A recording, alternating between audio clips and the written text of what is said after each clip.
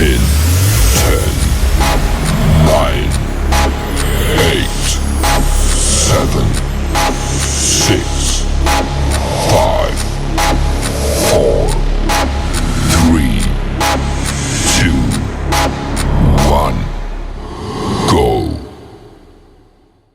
Good evening, good evening, good evening. Thank you everyone for coming in today. We want to thank you guys for joining us this evening.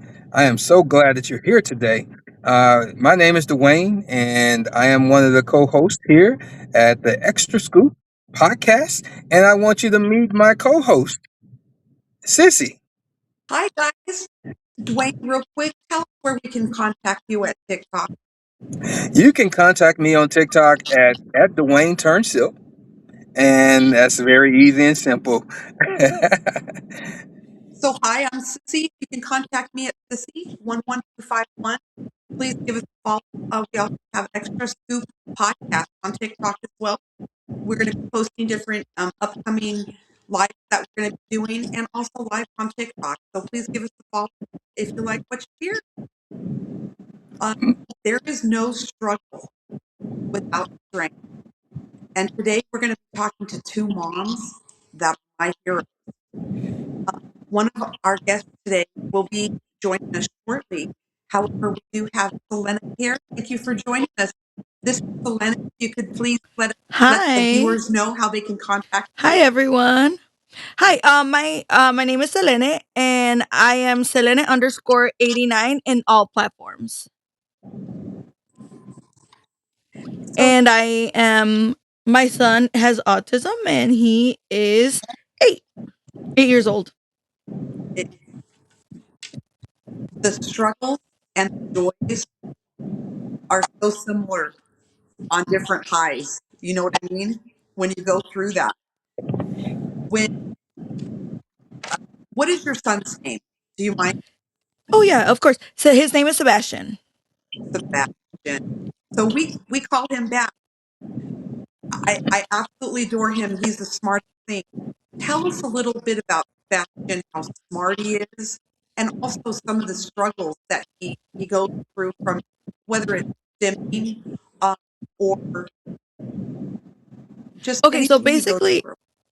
he was he was diagnosed at like 3.5. Typically the age is around 3, where a lot of the stuff starts, like the regression and the diagnosis usually happen around the time. Mhm. I was someone that I've always been someone that's like, I want to go ahead first. Like if I see something, and I started noticing small, I worked with children before and I started noticing small things in him that kind of led me to think that there might be a little lapse of something, right? Like lining up objects. There was a lot of little things that he did for his short age, not responding to his name quite well, a lot of different things. So I brought it up instead of him, like his pediatrician suggesting. I brought it up onto her. I said, you know what? I see this, this, and this. And I don't know. I would love to get him evaluated, which is something that usually, she was really glad because she says, usually parents are in denial and a lot of things happened. Like we have a hard time with that. But he was, I just wanted to make sure that I set him up to win. And we went in, we did the evaluation and everything. So he was diagnosed at 3.5. They only did speech at first for him. We only had to do speech to get him through that to see where he was going. So he started at school with speech, and now he doesn't have anything. We did a little bit of therapy, like a little bit of ABA therapy, but not so much. Um, He's level 2, which I work with him at home a lot. So there's 3 levels, right? So level 1, level 2, level 1 is the high functioning, level 2 is in the middle, and level 3 is usually where you'll see like nonverbal or different things like that. Sebastian is in the middle. And I think it's more like the awkwardness. Like his social is more like a social skill, but not necessarily an academic skill, if that makes sense. Um Yes.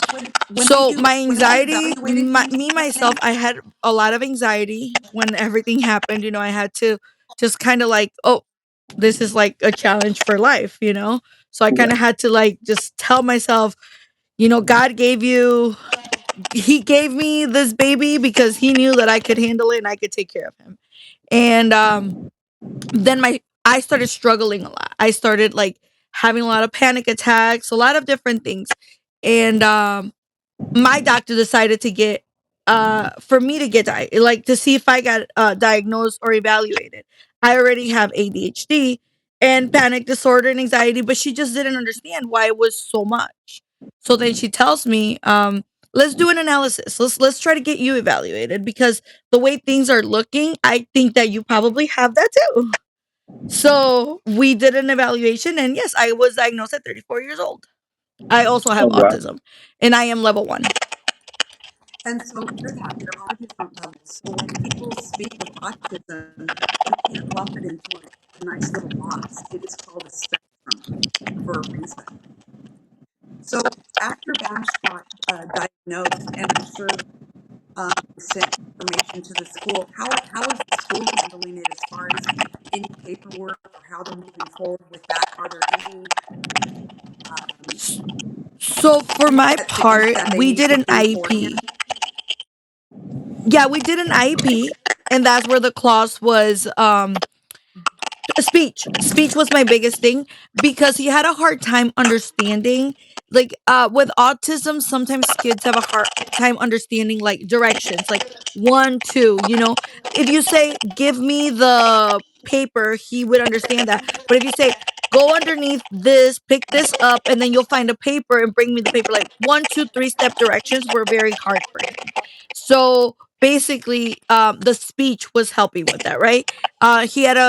He had hard time with who, what, where. All those things were a little bit difficult for him, to say like who's coming. I noticed a lot of repetitive things, like instead of because it's what he associated. So basically, I'm hungry. Instead of saying I'm hungry, he would say, "Are you hungry?" Because he was hungry, but it's what he related to it. Because I would ask him, "Are you hungry?" So then his repetitive behavior was, "Are you hungry?" Because that's him telling me, "I'm hungry, mom," but he can't say it. So it's the echolalia repeating what he knows goes with that certain situation, whether it's thirst, hunger, or anything like that. So it was like, are you hungry? Are you hungry? Or are you tired? Do you want to sleep? So he just basically, whatever situation we were in, that's how he rep like it showed us what he was and everything. So the speech worked really really well with that. We had a little bit of ABA for motor skills, which were like the pencil holding, bike riding. It's motor skills are very difficult.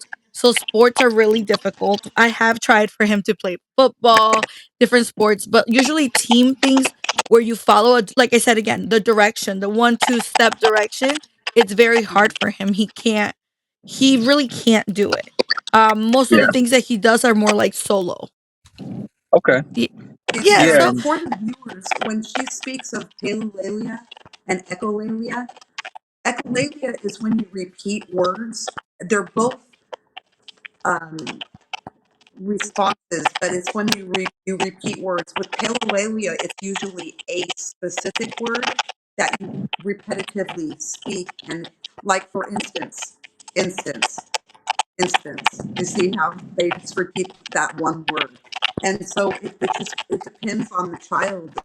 It varies. Once again, that proverbial box, you can't put it in. There is a spectrum for sure. Um, most and definitely. so Most when it definitely. says, oh, go ahead, Dwayne. I'm sorry. Oh, you're okay. You're okay. I was going to It's, ask to get more into the moment of, because I do get the gist that he's progressing pretty well. Um, very good. Thank yeah, God. Yes. and what I want to get more into, I spoke with a parent on Instagram. I was talking to her about this very thing. I follow her. Her son is, I think, 15, 16 years old, Hmm. and he's in the middle, and he's functioning well and really progressing with his conversation and everything. I think she and I had a conversation about more about her. on that moment and how she was dealing with different things, different aspects, the wear and tear, and then also with the caveat that you yourself, at your age, being diagnosed as well. Now Yeah. you've gone 30 plus years without a Ooh, diagnosis, and yes. you've done pretty well. But now that you have the diagnosis, what mentally and physically, how has that affected you as a mom with a blessed child that just happened to be on the spectrum? I will tell you what, with him, when he got diagnosed, it was very shocking. It was very, very shocking for me. I was afraid, most than anything, right? I think my anxieties kicked in like really high because I knew that someone depended on me, not just as a parent, but forever. Because now I don't know if at certain stage in his life he's ever like if he's gonna leave the home, if he's gonna get married, if he's gonna have his children. So this created this new anxieties that I didn't know I was gonna have. I think I was having panic attacks, like nonstop panic attacks. I was so afraid. I wanted him to be okay. And I think it was the fear of me leaving or me dying, and who's Yeah, going to take care of him, who's going to be there for him. So yeah, it takes a toll mentally. Physically is exhausting because they don't sleep good. They're ready to be up. It's like a nonstop moving at so many points. Really, I think no kid is the same. I don't think any, how they say you meet an autistic person, you meet one because they're all different. Everybody in the spectrum is different. And yes, my son is different. I am blessed to know that I have it because I think that it's in a way it's helped me be a better parent because hmm now I think back to my childhood and I was like, yeah, "Oh my god. This is why I hated that type of clothes. This is why." So it's his sensory. He has horrible sensory issues like the okay, clothes, like nothing can be like so tight. It's always the same. He likes certain colors just like plain, nothing, no prints because it itches and it burns. That's his thing. And I'm like, I remember crying because it burned. And my mom had no clue, right? Because I was verbal and I was extremely smart. So I was practically a genius. And so is my son. So to yeah, this thing, yeah, so I think it's made me myself. It's been a good thing. It is a little hard when overstimulation kicks in because I myself get overstimulated. But he's the biggest stimulant because whether it's like the repetitive, and that's me in my head. He gets very obsessive because we have obsessive compulsive. Most people with autism do. yeah, Um, so it's like the obsessiveness with a certain subject, a certain thing. He was super obsessed with planets, and then right now we're countries and flags. He knows pretty much. I can't even tell you. He recognizes the globe like it's the palm of his hand. Every single yeah, point, like everything. He knows everything. But it's like that coming at me 24/7, asking me what's the capital of this, what's this, what's this, what's this, what's this. And I think that maybe I would have more patience. I think I'm pretty good. I think I'm pretty patient.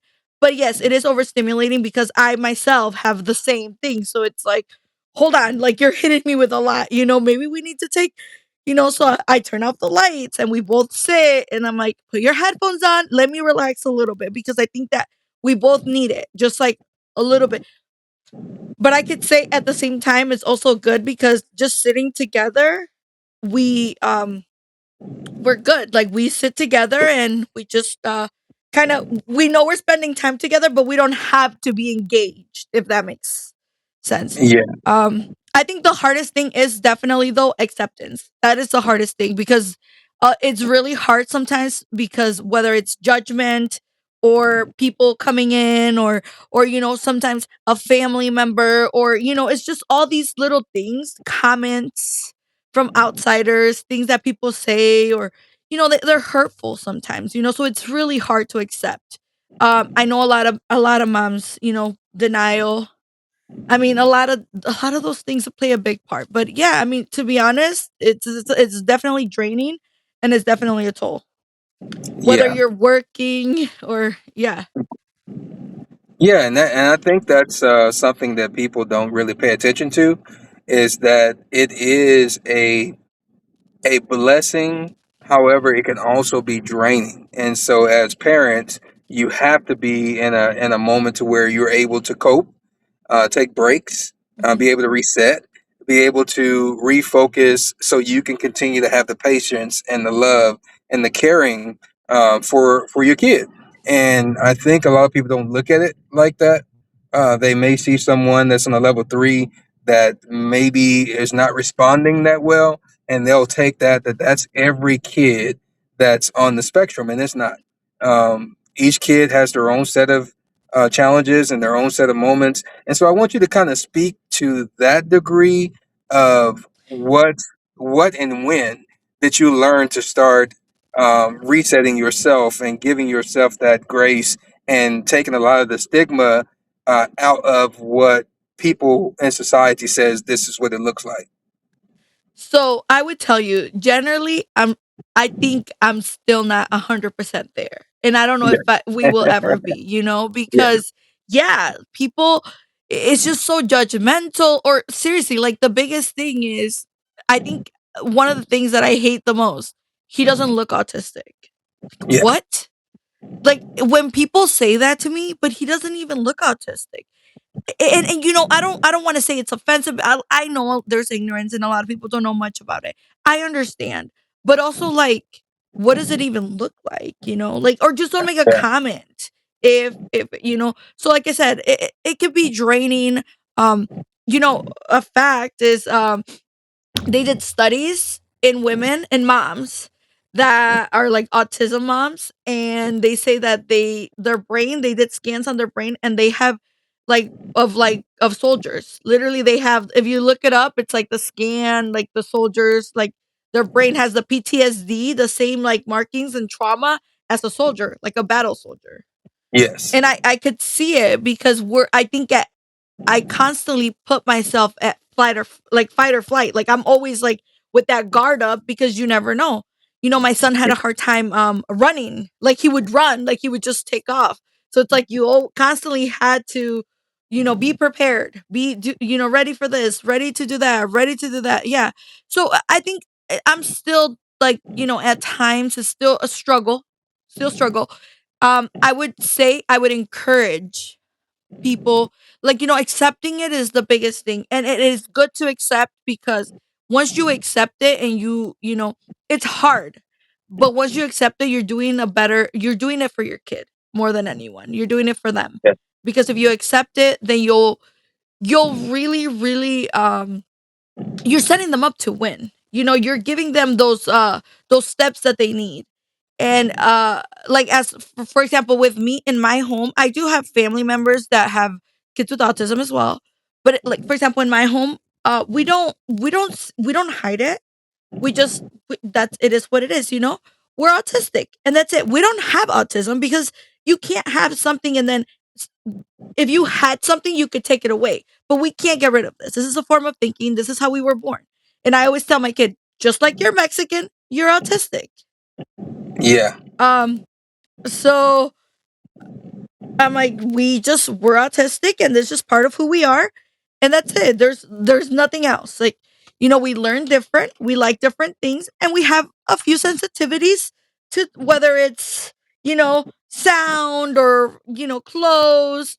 Yeah, hey, my son is cheap because all I gotta do is buy him Walmart clothes, and he's happy. So I know, I'm right? telling you, best thing that could have ever happened to me: three black shirts, three gray shirts, and he's happy. We're good to go. So I'm good. Let's go to Walmart and buy some t-shirts, some soft t-shirts. That's what he calls them. Soft Yes. t-shirts. So, but yeah, definitely, yeah, yeah, definitely the acceptance part. They're really fun though. He makes me so happy. I genuinely think that they make us so happy, just like when he stims, right? So like I say to anyone that in family, he's getting better. He doesn't When he started, when he was a kid, he used to do this, right? Yeah. And then this. Right now we're at like sometimes this, or he does this a lot. I gotta have hair color on my hands. Like this, like where he goes like this when he's super excited. And I always tell like family members and everything, I'm like, if he's stimming in front of you, he's comfortable. He's Yeah. at his best. When he stims and he doesn't care who's watching and it's not, you know, he is happy. So I always say, I'm like, you know, when he's like flags or anything that he's interested in, his the light in his eyes, like he smiles with his eyes and he is so happy at that time. And I'm like, no one could make him happier. Um, so I think that, you know, uh that he just makes me so happy. Like it's just a big joy. Sissy said that she's on stage, but she doesn't see anyone. Yeah, I'm trying to get See, her back into that moment. She's saying that she's coming in and out, but she doesn't come. It just shows she's offline. Is what this shows here. mm-hmm, But we're trying to get her back in. Um, but yeah, it's just one of those things that people have to kind of understand in this moment with our kids that are on the spectrum, that there is a moment of acceptance that has to happen. Just like anything in life, we have to accept certain things in order to get through it mm-hmm, and acknowledge that it's there, and then we can actually start navigating our way through it. And I think exactly. that's a very important thing, especially when the kid is one of the kids are stimming. We have to understand what that's for and what that the Mm-hmm, reason is, so we don't mistake it bad behavior or this or that. We can exactly. work through the challenge. So stimming basically is just like releasing energy. You know, we have so much energy that goes through our bodies. So stimming is when we do the repetitive movement. And it could be anything like you see me, you probably saw me like I keep grabbing my hair. I think that's a Yeah, way of me stimming, like cuz it's like the nervous, but it's like we have so much energy that it has to like release and it has to leave our body somehow. So you see a lot correct. of kids they the rock back and forth. You know, you would see kids, you know, like this fidgeting, all those things, those are all called stimming. You know, all those things are forms of stimming. It could be lip biting, you see sometimes they do that. um it's just so many, like I had my little cousin, he would do this like this, like Yeah, his head. But it's just because there's so much, especially when they're younger, there's so much energy in their small little bodies and it needs to go somewhere. It needs to be released. So that is the correct. way that they release it. In my son's IEP, I have we wrote out like a little portion where after lunch, because usually he's very, very energetic. After lunch, after recess, he comes in. If it's really bad, he's allowed to go because he does general ed. I don't have any special education for him, nothing. But if he is super, super like overstimulated, he can't calm down. Me and his teacher agreed that he would go to the special room. And basically he goes in there to release his energy for 10 Yeah, minutes. Just give him yeah, 10 minutes to like release his energy a little bit so he can like, and you know, they have like swings and they have like different little things where they could twirl and do little things just to like release, calm down, and you know, come back. And that's what we do at home too. And when you ask me yeah, like how do you know to separate it, that's how we do it. Like if he's having a hard, you know, where he has a hard time, and you know, I'm not gonna lie, the iPads. I know it's hard. A lot of people say screen time. You know, this whether it's good or not. With a kid that's on a spectrum, sometimes yeah, that's your savior because yeah, it does calm them down. It brings them into that, you know, okay, something they like, something they're focused in, and you can use it as a positive thing. You know, you don't necessarily have to. Obviously, it's good to monitor screen time for all of us, not just our kids, us too, you know, with our cell phones. But yeah, yeah, I think you know, it calms them down a little bit. It keeps them more like situated and eh, the headphones help. For me, I kind of just take a little step back. And I do tell him he's a little bit older now. It was a lot harder when he was young. Now that he's older, I'm like, okay, I need some time because just how you get overstimulated, so am I. I'm like, can you go to your room and like that's correct. just take a little break? Hi, Ashley. Hey, Ashley, how are you doing today?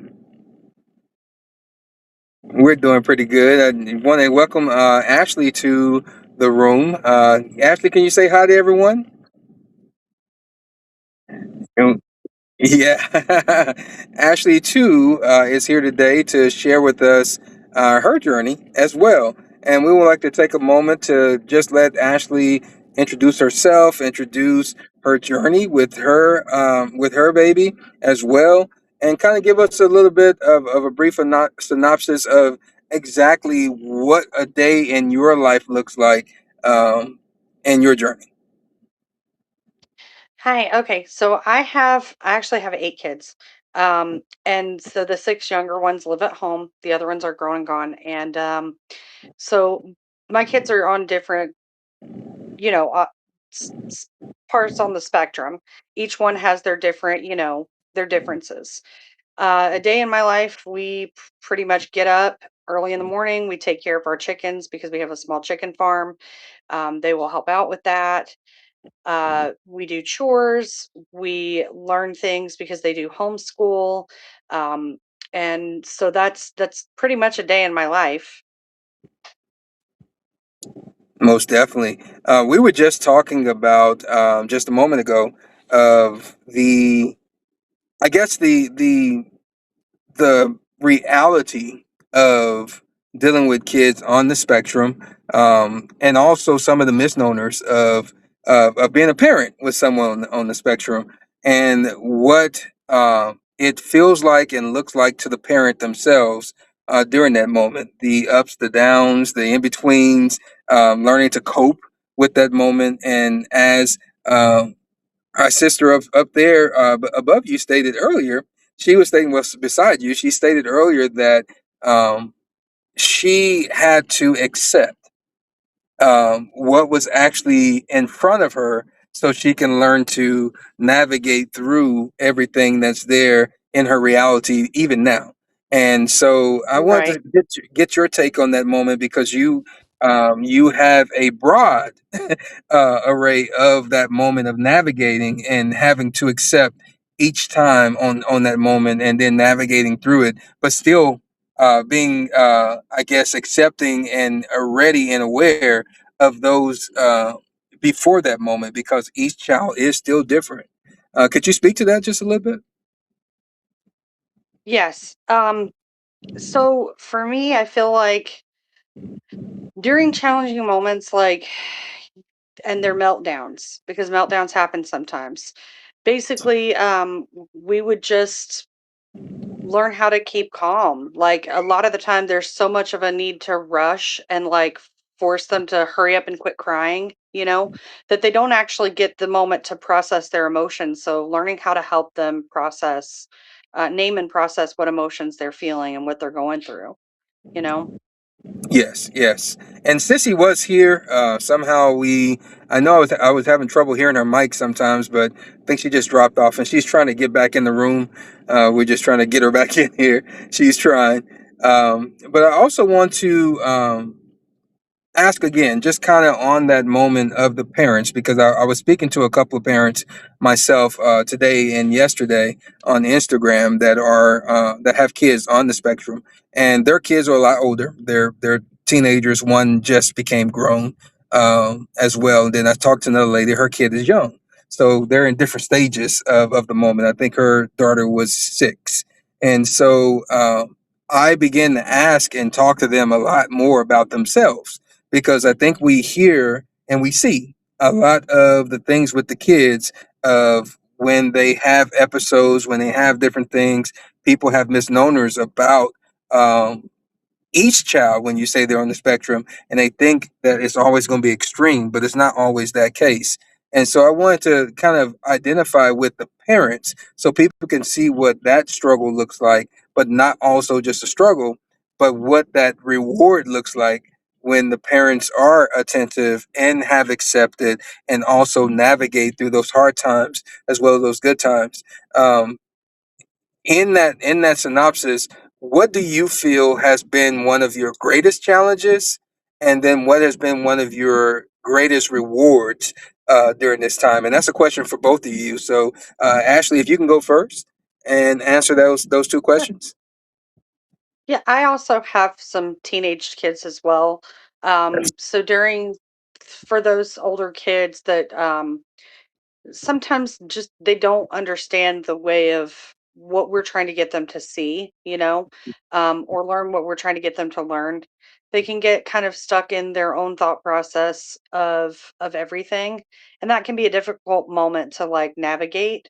Um, having patience and trying to just remember that you're there to guide them, to make the better choices. The reward in the end of it is that eventually they do see your point of view, and Yeah, when they do, it brings you closer, and it helps nourish that relationship a lot better. Fosters a good relationship. most definitely. Yeah, and I agree with Ashley. Like, kind of like bouncing back from that, it's really hard. And then, sometimes because they're so focused on one thing, like my son is obsessed with certain thing. When I go to maybe like teach him on this, and this other subjects that he's not interested in, he completely disregards. And it's like you just kind of have to have the patience and be repetitive, just like how he's repetitive. Be repetitive. Same with at school, for example, there's things that he doesn't really care to learn or know.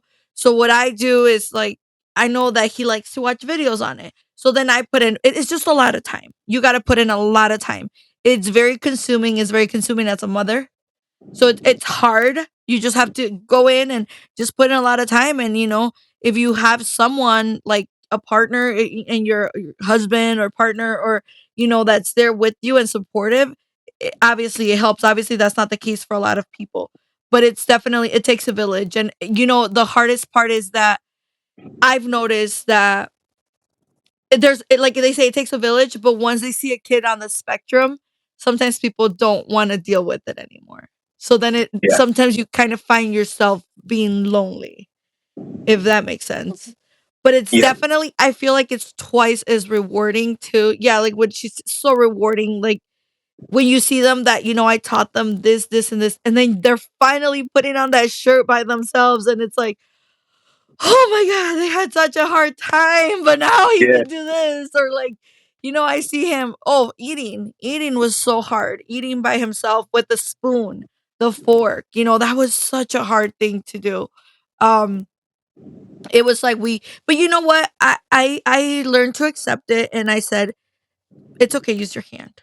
You know what, I'm not gonna worry about it. I don't care what anyone says. We're doing this, whatever accommodates you and what's gonna make you happy, this is how we're gonna do it.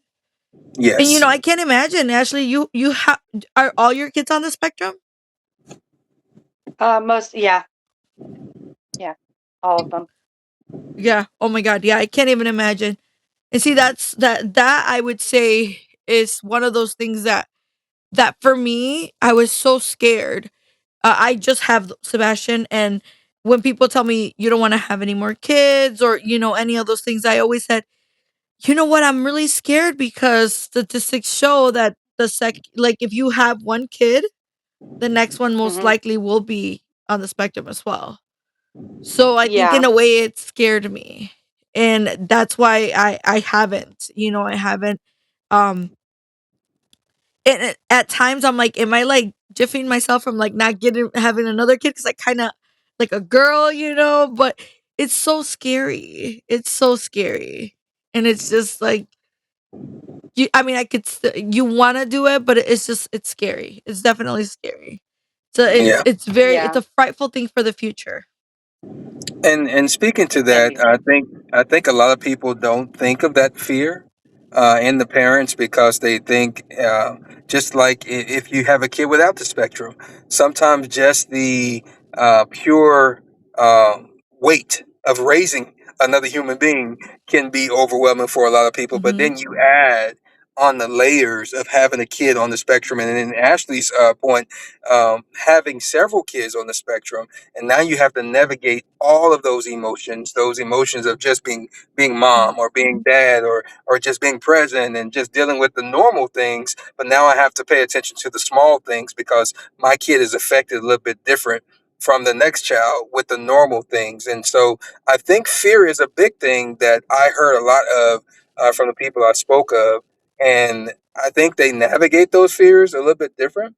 And I'm glad that you spoke of it out openly like that, because that was going to be my next question, is about the fears of not only your kid being diagnosed on the spectrum, but also the fear of now having to navigate through that time in life of getting them to the moment. And even once you've had that success of navigating them through their childhood, now the next navigation of actually helping them navigate through adulthood, those fears. And I want you guys to speak a little bit from that. Basically, Ashley, we'll start with you again. What are some of those things that you have those fears of? And then also, what are some of the things that you would recommend to other parents who have kids on the spectrum? And then also for those that don't, that can use some of the tools and things that you've learned with your kids also. So for me, I feel like definitely enlisting in community support. Um, I don't really have family and friends, so I've had to like make my own support system. And looking locally, friends that have children that are also on the spectrum has helped me greatly. Like that's how I've really made it through. Because parents that don't get it, they don't get it. They don't understand. There's no explaining it to them because they can't wrap their minds around it, they're not living that life every day. Um, there are a lot of different really good, community resources where I'm at. I can't speak to other people because I don't know, but each person, like, they'll choose a different pathway, um, and that's, what works for one family isn't gonna work for another. I feel like that's the most important thing to note. Like, there is no one size fits all solution for coping and learning how to navigate parenthood and, child rearing. There's just no one way fits all. So definitely look within your community. Don't be afraid to reach out in mom groups. They might have some good recommendations. Midwives, pediatricians, those would also have good recommendations of places to go in different avenues. Yeah, So even looking there even would like be helpful. Facebook, like how you say the little groups, there's like small Mhm. groups. TikTok, I Yes. mean, there's groups, and you can find other people, and as different as the kid might be, there's so many similarities, and we're all in this struggle together. You Most never definitely. know. You never know. Anybody who wants to reach out to me, I'm always here. You never know what you can little things that you can take from one parent or the other. For example, like I know that there's a big like misconception with like whether like, nonverbal is worse than a verbal one or this or that. Regardless of anything, we all go through the struggle. Yes. Like Mhm. it is very frightful. I see so many parents that I've spoke to a lot of parents too that have told me like, I don't even know their voice. I don't know what and I can't imagine. I couldn't imagine like not knowing what my kid would speak or how he would sound or different things. I'm 100% sure that their struggles are way different than mine. Um but we're all in this thing together. Like we regardless the trauma, it's very comparable. It's very the same. Like we it's hard. It's definitely hard. Um Most definitely. the everyday like you asked like adulthood, making sure that they're independent, that they get to a point in their life where they're independent and they're able to do things on their own, as in like work and maybe have a wife or a family, or those little things that are yeah, I'm afraid because I don't know if that's going to happen. I don't know if he's going to be 70 years old and he's going to live, if I'm going to be there to see it, or if he's going to be in his 40s and still living with me, and which I don't have a problem with, because I know that this is what was given to me, and that I just have to do this. I don't have a choice. This is what it is, and that's how it's gonna be. So, yeah, those are huge fears, and especially independence, but also like my son, for example, he's starting counseling, and we're doing this counseling thing where just explaining the sarcasm, because sarcasm or little things that sometimes kids are really mean, Yes. and they don't want to play with him because he doesn't understand a certain concept or a certain thing, or he gets obsessive, or he does this. So we're doing a little bit of counseling right now through the university. through university. So a lot of universities help too. If you need, like, you could always reach out, put it on the Google search. I mean, the good old Google, but it works. You put on some stuff. There's a lot of community help. You can ask the pediatrician, and that's how we found out that the university does it by me. And they talked about, they're doing the counseling. They tell them, like, how do you think, like, they give them a scenario. For example, they said this and this. What do you think that is? Do you think that they mean this? Like, do they want to play with you, or are they just like laughing? Because for example, I had an incident with my son where this kid was like, "Oh, you're my butler. Like, you're my friend, but you're my butler." So basically, Sebastian would walk around, just do anything he wanted. The kid would throw something or whatever, and Sebastian thought he was being included. He was the Yeah. butler. So then he was basically just cleaning up after this kid, doing everything for this kid, and, like, whatever. And he didn't mind doing it because he was being included. But it's so Yeah. sad that he doesn't see the malice behind it. Like, someone, the other kid knows. He knows that he's, like, literally just having him be his, maid, just doing everything for him. So my son Yes. was just doing it happily because he was just happy to be included because it was something different. Yeah. So we're working on that, but it is hard. It's a fear of, like, every day you don't know, because he's verbal. They call him. He would say, "Mom," they say I'm the half autism kid. Which is Wow. also, I don't know if I should take that as a good thing. So there's a lot of struggles, a lot of fears, of them not defending themselves, of not understanding that they're even being picked on. Yes. So yeah, it's really hard every day, and I think just presence and consistency and just a lot of patience. Most definitely. And I think that's the thing as well, that people don't look at that aspect of it, is that kids on the spectrum sometimes they're not aware that someone is bullying them. For Mhm. that same example, they're looking at it just being inclusive, or someone is Yeah. including them, someone wants to play with them. So they accept that attention, and all along they are being bullied, and other kids see it and other kids know it, but it also puts them at a fear as well. And so I think it's something that we as a whole, as a community as a whole, we have to be aware. And if we know that a kid is on the spectrum, then we have to kind of watch out in the community for each one of those kids, because they don't know. They're not built to acknowledge that someone is being evil toward them, because they don't see it that way. They just see it that, hey, they're friendly. I want to be friends with them too, and they don't Mhm. see the vitriol until it's actually Exactly. acknowledged to them later. And at that time, it's a little bit hurtful, because they're going to take it a whole lot harder than we would, knowing that this person is bullying us today, and we notified it Mhm. today. We'll look at it a little bit different, and I think we have to really be aware of that. I think I'm happy you brought that up. Ashley, have you also experienced or had some experiences with that as well? My kids have not gone to public school. When we interact with other children, it's either at a co-op or at a playground, or one-on-one, like groups at home with friends.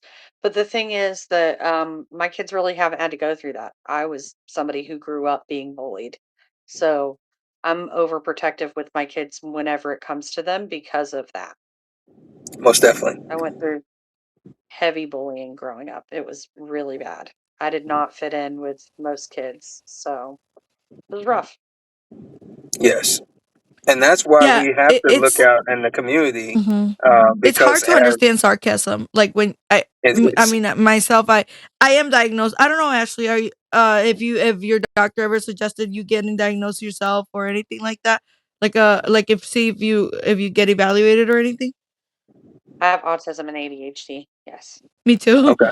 That is Yeah, I was going to ask you exactly, that. yes. Yeah. So typically, like, I think it goes hand in hand, and the anxieties, usually it's like anxiety and everything all together.